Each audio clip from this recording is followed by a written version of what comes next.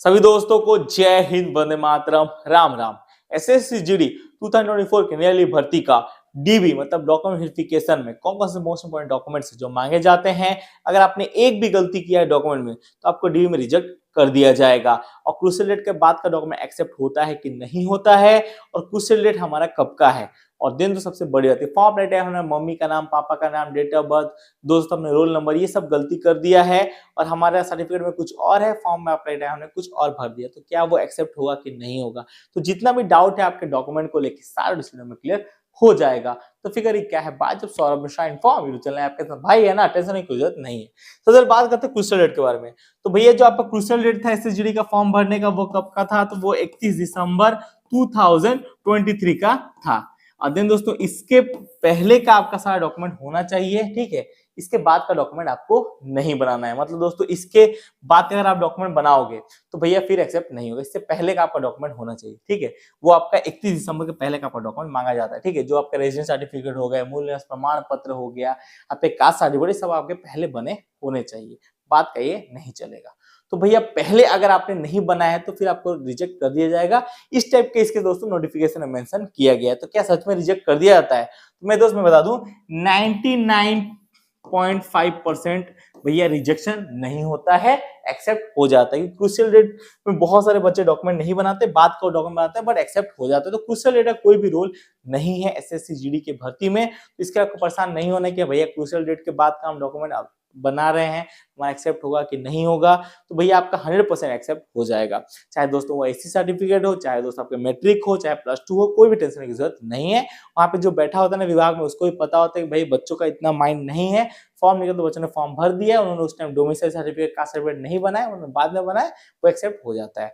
और एसएसजीडी में जो सबसे मोस्ट इंपोर्टेंट डॉक्यूमेंट्स मैंने आपको पहले ही कहा था, मैट्रिक सर्टिफिकेट, ठीक है, ये आपके मोस्ट इंपोर्टेंट डॉक्यूमेंट्स हैं। यही दोस्तों क्योंकि ये 10th की भर्ती है तो 10th का सर्टिफिकेट ही दोस्तों मोस्ट इंपोर्टेंट सर्टिफिकेट है, और इसमें भैया आपको रेडी करके रखना है। उसके बाद दूसरा है दोस्तों डोमिसाइल सर्टिफिकेट, ये भी आपके मोस्ट इंपोर्टेंट डॉक्यूमेंट्स में एक है। और डोमिसाइल सर्टिफिकेट आपका कौन सा होना चाहिए? पीआरसी, परमानेंट रेजिडेंट सर्टिफिकेट, कि आप जिस स्टेट से बिलोंग करते हो उस स्टेट का पीआरसी आपके पास होना चाहिए। अगर आपके पास नहीं है उस स्टेट का पीआरसी तो भैया आपको डॉक्यूमेंट वेरिफिकेशन में रिजेक्ट कर दिया जाएगा 100%, कोई भी आपको रोकने वाला नहीं है। इसके बाद एनसी सर्टिफिकेट, एनसी सर्टिफिकेट अगर आपने फॉर्म अप्लाई के टाइम दिया हुआ है तो आपके पास एनसी सर्टिफिकेट भी होना बहुत जरूरी है, वरना फिर भी आपको वहां पर रिजेक्शन का सामना करना पड़ सकता है। इसके बाद भैया आपके आते हैं कास्ट सर्टिफिकेट।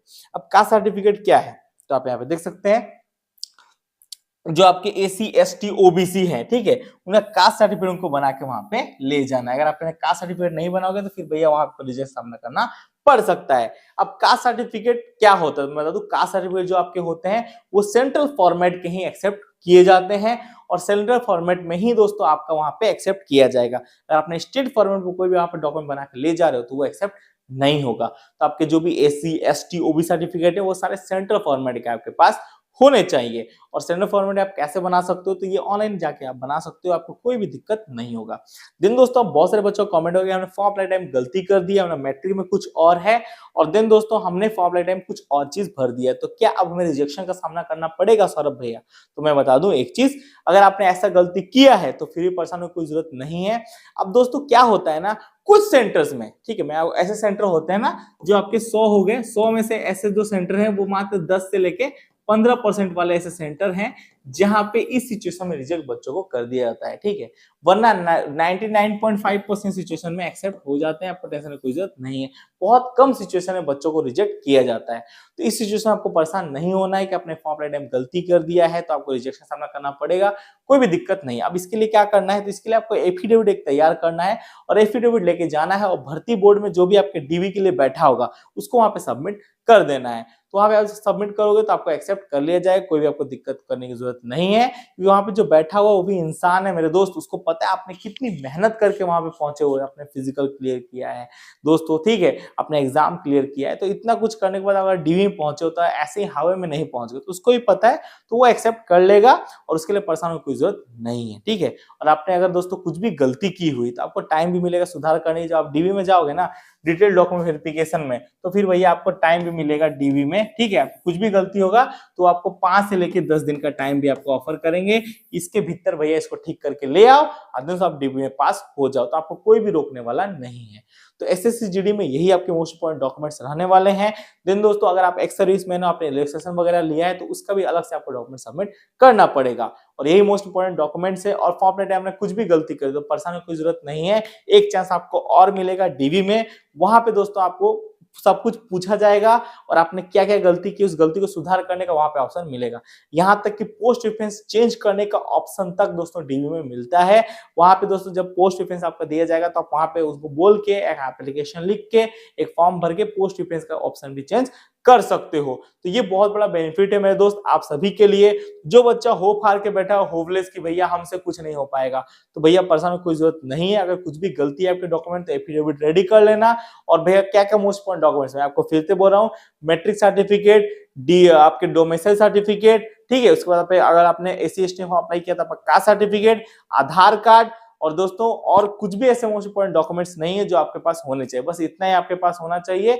और यही दोस्तों डॉक्यूमेंट मांगा जाता है। अगर आपने हायर एजुकेशन फॉर्म अप्लाई किया है तो उसके बाद ग्रेजुएशन दिया है तो ग्रेजुएशन सर्टिफिकेट वहां पे मांगा जाएगा और ग्रेजुएशन सर्टिफिकेट में नाम सब कुछ सही होना चाहिए। और एनसीसी दिया है तो एनसीसी भी मांग लिया जाता है। बट दोस्तों बहुत सारे बच्चे परेशान थे।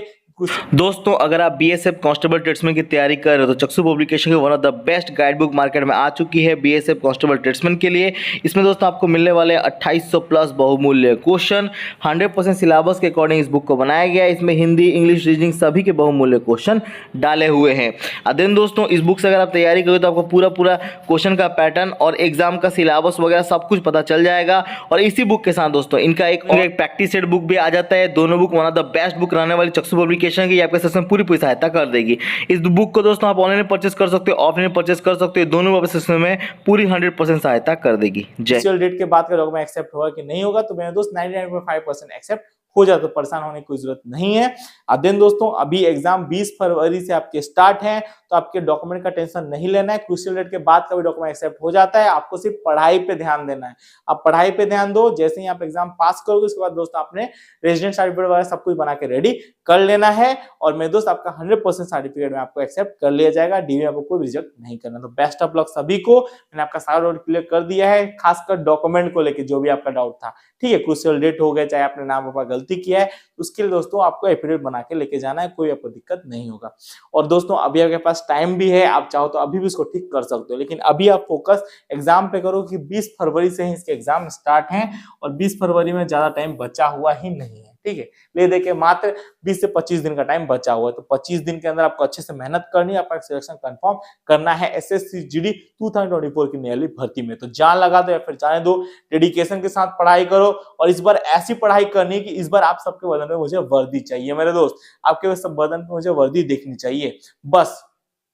और डी में आपको कोई रिजेक्ट नहीं करने वाला, वहां पे कोई रोबोट नहीं बैठा हुआ, आप ही की तरह मेरी तरह इंसान बैठा हुआ है, वो भी ऐसे ही तैयारी करके वहां पे तक पहुंचा हुआ है, तो वो किसी को रिजेक्ट नहीं करता है। तो आपका जो डॉक्यूमेंट है वो बाद में बना लेना, अभी आप पढ़ाई फोकस करो। ले देख के टाइम बचा नहीं है, 20 से 25 दिन का टाइम बचा हुआ है। जो भी क्रूशियल डेट का डाउट था और डॉक्यूमेंट का डाउट था, मैंने सारा डाउट क्लियर कर दिया है। और आपके जो फॉर्म आपने भरा है वो भी फॉर्म एक्सेप्ट नहीं सॉरी रिजेक्ट नहीं किए जाएंगे, उसके लिए परेशान होने की कोई जरूरत नहीं है। बस आपने 3 चीज में कुछ गलती किया तो रजिस्टर सामना करना पड़ सकता है, फोटो, सिग्नेचर और पेमेंट, बस। और ये 3 चीज सही किया तो कुछ भी रजिस्टर सामना करना नहीं पड़ेगा। तो भाई मेहनत करनी है जान लगा के और डेडिकेशन के साथ। लास्ट टाइम में सिर्फ प्रैक्टिस सेट सॉल्व पेपर मारना है, बार बार प्रैक्टिस करना है। जब हम मेहनत करने को तैयार होते हैं ना तो भगवान ये मदद करता है। तो आपको मेहनत करने के लिए तैयार हो जाना है, जम के मेहनत करना है और भगवान आपकी मदद करने के लिए पूरा बैठा हुआ है। तो हार नहीं मानना है। जय हिंद जय भारत, लगे रहो और भैया पूरे अच्छे से पढ़ाई करते रहो। तो जय हिंद जय भारत, लवी में साहेब भाई को वो भारत माता की जय, वंदे मातरम, जय हिंद जय भारत।